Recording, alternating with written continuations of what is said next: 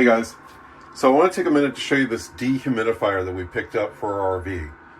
So traveling in our RV, what we found was that by design, RVs themselves don't have a venting system within the bathroom.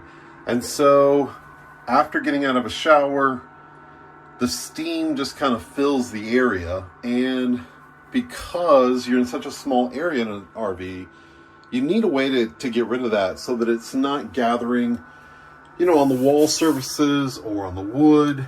And so this is the unit that we went with. And there's one particular reason why we went with it. And that is the fact that I don't have to maintain it and monitor the water level, right? So I've had a couple of these in the past, and to be honest, they all did the same thing. They all worked under the same concept. But the one exception was the fact that all the units I've had in the past I'm going to turn this off or else it's going to error on me. There we go. All the units I had in the past had a water collection tray that I constantly had to manage and I constantly had to empty. And after looking at the specs on this is why I went with this one. So on the bottom here, I just kind of pulled it out. There is an outlet, if you notice, on the bottom here.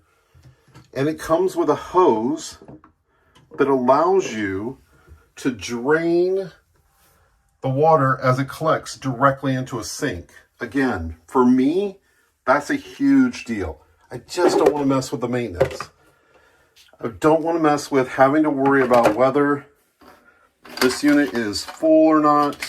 Is it working? Isn't it working? With the hose in it and slipped in there, I'm able to just set this in the bathroom, turn it on as needed. It's not automatic. You do have to turn it on and off, but it's just part of my routine now. When I get out of the shower, or even sometimes before I even start the shower, if I remember, I turn this on and it's working to pull that moisture out of the water all the time.